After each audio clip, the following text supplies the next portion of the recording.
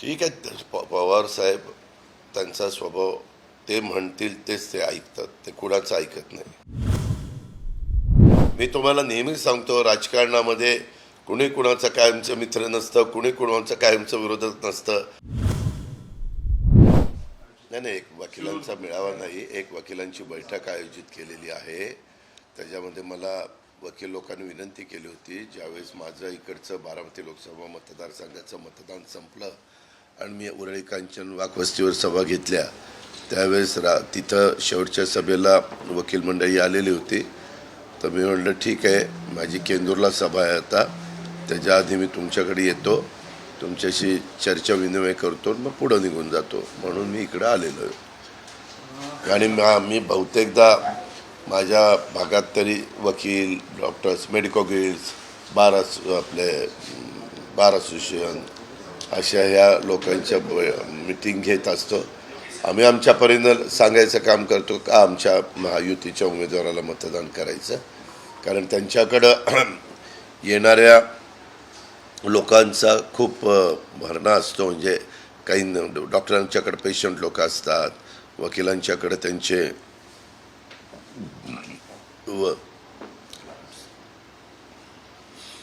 त्या वकील लोकांच्याकडे आपले प्रत्येक आपण क्लायंट म्हणून ज्यावेळेस वकिलांकडे जातो त्यावेळेस वकील लोक चे संबंध चांगले राहतात, त्याचाही परिणाम होतो. प्रयत्न करणं आपलं काम आहे, म्हणून त्या पद्धतीनं माझा प्रयत्न चालू आहे. दादा, एका मराठी वृत्तपत्राला शरद पवारांनी मुलाखत दिलेली आहे, ज्यामध्ये त्यांनी म्हटलं की भाजप सोबत जाण्याचा निर्णय कुठलाही घेतला नव्हता, चर्चा मात्र झाल्या होत्या, पण निर्णय असा कुठलाही झाला नव्हता. हे का आम्हाला आता ते किमान चर्चा झाली हे तरी कबूल करतायत. जर जायचं नव्हतं तर चर्चा कशाला करायची होती?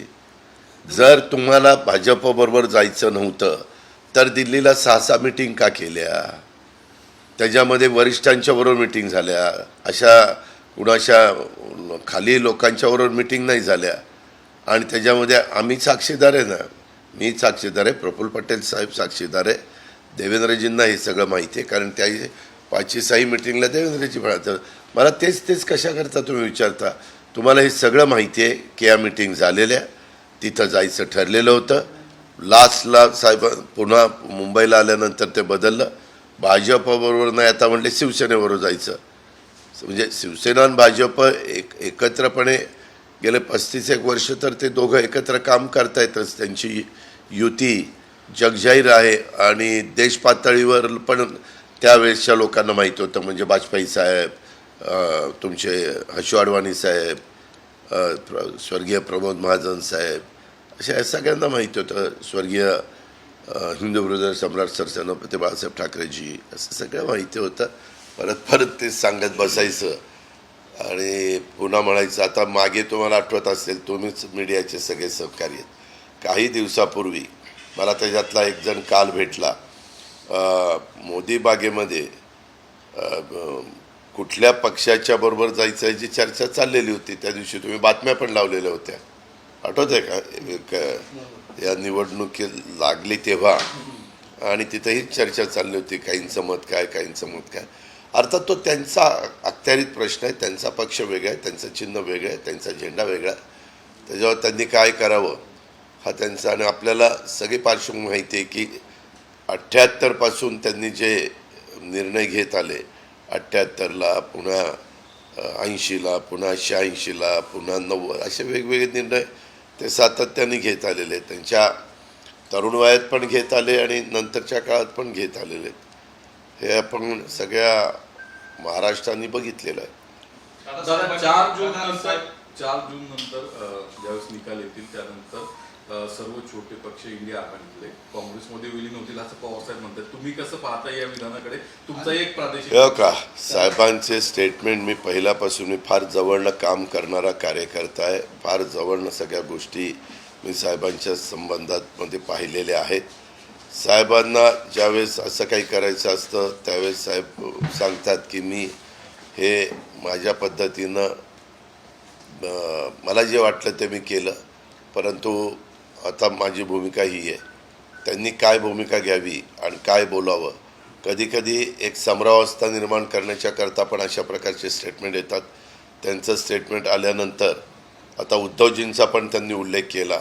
मला नाही वाटत उद्धवजी त्यांचा पक्ष कधी काँग्रेसच्या मध्ये विलीन करतील. मी जे उद्धवजींना गेले 2.5 वर्ष जवळनं पाहिलेले उपमुख्यमंत्री म्हणून, ते मुख्यमंत्री होते, मला तिथं काम करण्याची संधी मिळायची आणि मी त्यांना जे अनुभवलं, जो त्यांचा स्वभाव मी पारखला आहे किंवा एकंदरीत त्यांचे कामाची पद्धत वगैरे, ते बघता उद्धवजी असा काही निर्णय घेतील पक्ष विलीन करण्याचं तुम्ही म्हणताय, असं काही करतील असं मला अजिबात वाटत नाही. पण राष्ट्रवादी शरद पवार नाही पण सर दादा, शरद पवारांनी ह्या इंटरव्ह्यूमध्ये त्यांनी नकार सुद्धा कुठेही दिला नाही. ज्यावेळी शरद पवार गट काँग्रेसमध्ये विलीन करण्यासंदर्भातला प्रश्न विचारला गेला तेव्हा ते म्हटले की हा सामूहिक निर्णय असेल जो काही निर्णय घेतला जाईल, म्हणजे कुठेही नकार त्यांचा नव्हता. त्यामुळे कदाचित ते होऊ शकतं. पवार साहेबांना ज्यावेळेस निर्णय घ्यायचा असतो त्यावेळेस ते बाकीच्या सहकाऱ्यांना सांगतात आणि असं दाखवतात तो सामूहिक निर्णय.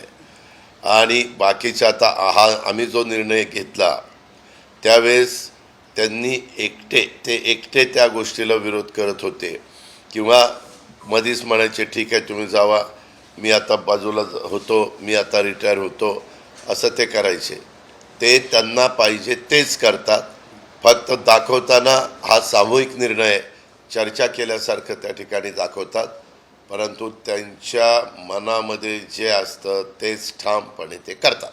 दादा, तुम्ही आता जसं म्हटलं की उद्धव ठाकरेंचा पक्ष हा काँग्रेसमध्ये सहभागी होणार, पण तुमच्या सोबतचे असणारे पक्ष शिवसेना किंवा भाजप म्हणतो फक्त औपचारिकताच बाकी आहे उद्धव ठाकरेच्या पक्षांची काँग्रेसमध्ये. त्यांनी काय म्हणावतो त्यांच्या मताला मी का हे करायचं, विरोध करायचा. प्रत्येकाला तुझं मत वेगळं आहे, ह्यांचं मत वेगळं आहे, ह्यांचं मत वेगळं आहे.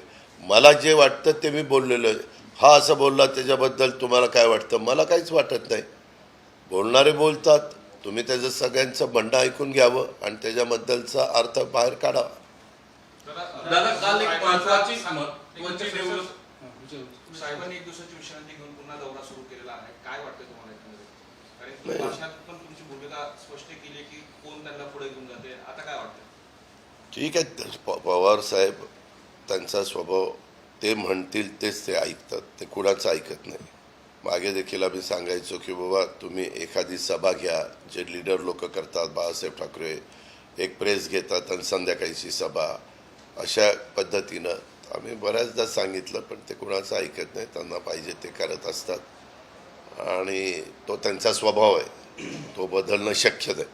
दादा, याच मुलाखतीचा एक प्रश्न आहे की शरद पवार साहेब म्हटले की ज्यांनी मोदींसोबत जाण्यासाठी पक्ष सोडलाय त्यांना पक्षात पुन्हा नो एंट्री आहे. दिवाळी तुम्ही दरवर्षी एकत्रित साजरी करता, पण त्यांना यावेळेस तुम्ही ना इतके काहीतरी त्याच्यातनं अर्थ काढता. अहो, निलेश लंकेने पक्ष सोडलेला होता, निलेश लंकेला वेलकम केलं ना राजीनामा देऊन. हे कशाचं आलंय, तुम्ही काय घेऊन बसलाय, हे फक्त सांगायचं असतं, याच्यात काही तथ्य नाही. मी तुम्हाला नेहमी सांगतो, राजकारणामध्ये कुणी कुणाचं कायमचं मित्र नसतं, कुणी कुणाचं कायमचं विरोधक नसतं. हे उगीच मोठी लोक काही बोलली की हे असं बोललेले आहेत, त्याच्याबद्दल तुमचं काय मत आहे, हे बोलणारे बोलणारच. त्यांना तिथं एक समरावस्था निर्माण करायचीच आहे, लोकांच्यामध्ये एक संशय कल्लोळ त्या ठिकाणी निर्माण करण्याचा त्यांचा प्रयत्न असतो. या मुलाखतीमध्ये बँकेची चौकशी सुरू आहे, आपण नाकारला होता. विलेची बँक, हे मी काय नाकारलं होतं? तुम्ही म्हणाला की ती बँक पूर्वीचे फोटो असू शकतात. नाही, मी नाकारलं नव्हतं.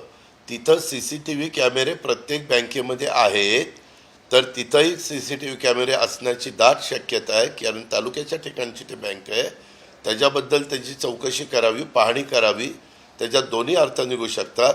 मागचे पण फोटो दाखवू शकतात किंवा ॲक्च्युली काय घडलं ते तर CCTV कॅमेऱ्यात पाहायला मिळेलच. काही माझ्या नावाने कापू नका, अजिबात नाही.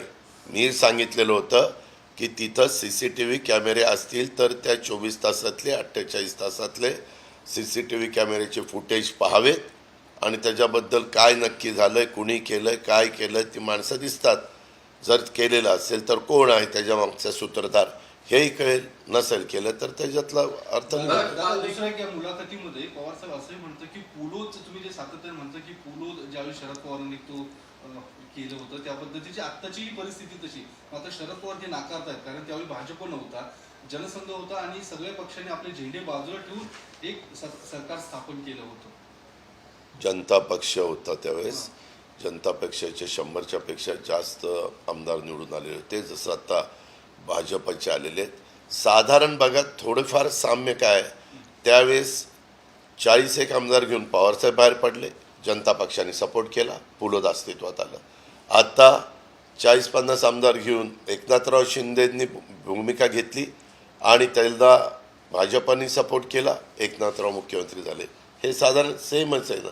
105 त्यावेळेस पण असेच काहीतरी 105 का काहीतरी होते, 100च्या पुढं होते एवढं माहिती आहे. आत्ताही 100च्या पुढं भाजपचे आमदार आहेत, हेही सत्य आहे. तर काल एक महत्वाची डेव्हलपमेंट घडली आहे. पंतप्रधान नरेंद्र मोदींनी तेलंगणात भाषण करताना म्हटलेलं आहे की काँग्रेसला टेम्पो भरून पैसे मिळाले मोदी आपलं अंबानी आणि अडाणींकडून.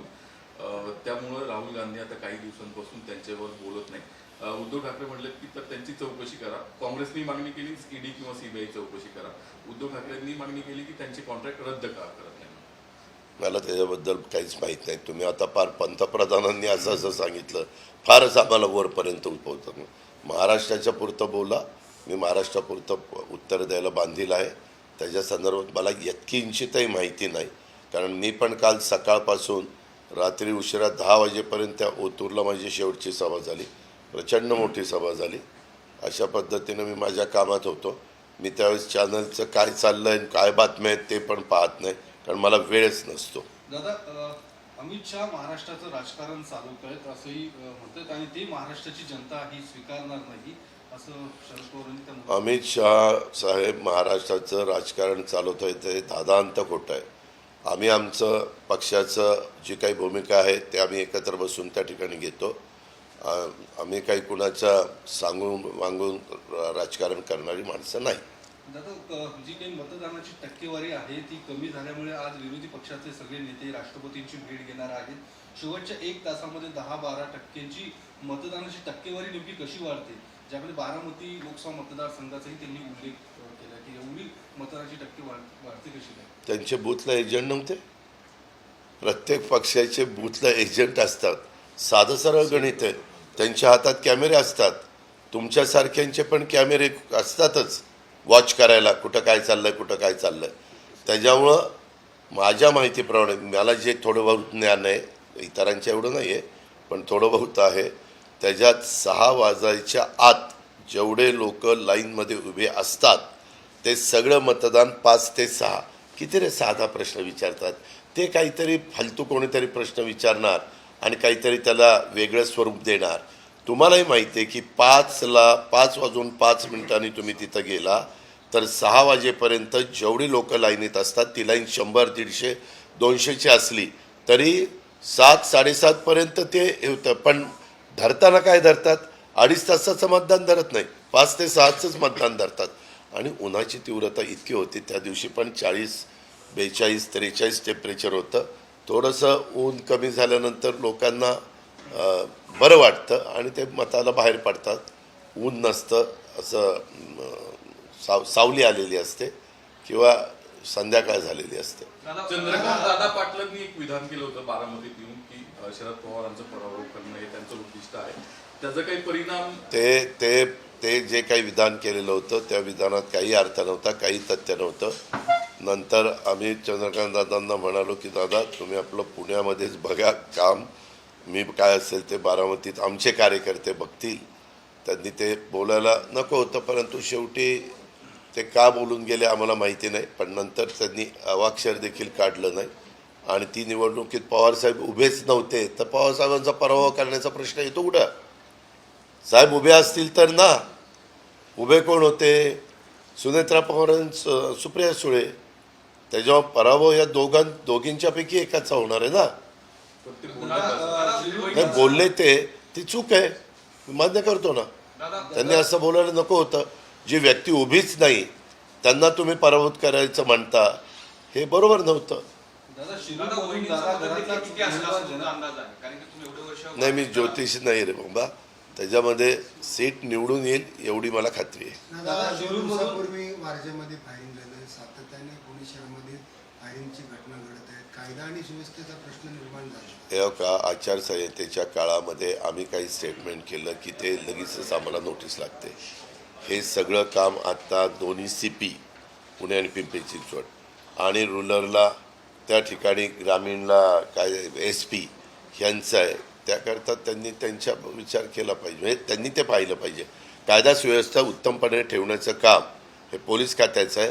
आचारसंहितेच्या काळामध्ये आम्हाला आदेश द्यायला मर्यादा पडतात, त्यावेळेस पूर्णपणे जबाबदारी ही त्या वरिष्ठ अधिकाऱ्यांची असते. दादा शिरूरमधून दादा घरातलाच उमेदवार देणार होते, मात्र सर्वे अमोल कोल्हेंच्या बाजूने आल्यामुळे त्यांनी तो निर्णय बदलला असं रोहित पवारांनी कालच्या हे दादांत खोटं आहे. रोहितला काय झालंय, थोडंसं त्याचा बॅलन्स बिघडला अलीकडे, काही पण बडबडायला लागलं अलीकडे. ते एक गुंडांचा एक विषय होता. दादा तुमच्या याच्यामध्ये गायवळ प्रचार करत होता असा ट्विट आणि व्हिडिओ शेअर झाला होता मधल्या कुठलं काही प्रचार? गुंडांचे तो मावळ मुळशीमध्ये काही गुंड तुमचा प्रचार करत होते म्हणजे मला नाही माहिती. मी एवढा हुशार नाही आहे की उद्या तुम्ही प्रचार करत असला तर तुम्ही गुंड आहे का कोण आहे आम्हाला काही माहीत नसतं. आम्ही असले धंदे कधी केलेले नाही आहे. सगळ्या पत्रकारांना अख्ख्या महाराष्ट्राला माझं 91पासूनचं राजकारण माहिती आहे. एकदा फक्त माझी चूक झालेली होती. आमचे आझमभाई पानसरे पिंपरी चिंचवडचे अध्यक्ष असताना त्यांनी सांगितलं की दादा एकाला आता पक्षात घ्यायचं आहे, आणि त्यावेळेस त्यांनी त्या व्यक्तीला पक्षात घेतलेलं होतं आणि ती व्यक्तीचं रेकॉर्ड अतिशय खराब होतं आणि लगेचच मीडियाला सुरू झालं. मी पक्षात घेतलं, मला माहितीच नव्हतं ती व्यक्ती कोण किंवा काय, काहीच माझा सुतराम संबंध नव्हता. आणि मग आझमवर विश्वास ठेवला, कारण तो माझ्या पक्षाचा अध्यक्ष होता. विश्वास ठेवला, घेतला आणि कळायला लगेचच आम्ही त्यांना पक्षातनं हे पण केलं, हकालपट्टी पण केली. दादा शिरूरची तुम्ही बैठक घेतात, पण काही दिवसापूर्वी अमोल कोल्हे यांनी एक ड्राफ्ट काढला ज्यामध्ये 3 टर्म खासदार असतानाही शिरूरसाठी आढळराव पाटील यांनी काही नाही केलं, काही मागितलं नाही संसदेत. फक्त टॉर्पिडोची कामं असतील किंवा सबमरीनची कामं असतील त्या संदर्भात फक्त त्यांनी माहिती घेतली. त्याच्याबद्दलचं उत्तर त्यांच्या चिरंजीवांनी उरळी कांचनच्या सभेमध्ये दिलेलं आहे. जर शिवाजीराव आढळरावांचं काही काम नसतं तर पहिल्या वेळेस ते निवडून आले, दुसऱ्या वेळेस पण निवडून आले, तिसऱ्या वेळेस पण निवडून आले आणि चौथ्या वेळेस ते पराभूत झाले. ते फार काही मतांनी पराभूत झाले नाही. उलट मी काल शिरूरवाल्यांना म्हणत होतो लोकसभा मतदारसंघात की 15 वर्षामधली ह्यांची कारकीर्द शिवाजीराव आढळराव पाटलांची आणि आपण नाव घेतलं त्यांची 5 वर्षाची कारकीर्द, त्याची तुलना करा. 5 वर्षाच्या कारकिर्दीमध्ये ही व्यक्ती राजीनामा द्यायला निघालेली होती. हे त्रिवार सत्य आहे. ह्याला मी कित्येक बैठका घेतल्या की नका देऊ, तुम्ही असं करू नका, 5 वर्ष संपू द्या. काल मला आंबेगाव सातगाव पठाराच्या परिसरातले काही आदिवासी बांधव भेटले. ते म्हणले दादा आमच्याकडे तर 5 वर्षात ते फिरकलेच नाही. त्याच्यावर उगीचच आता स्वतःला कुठला मुद्दा राहिला नाही.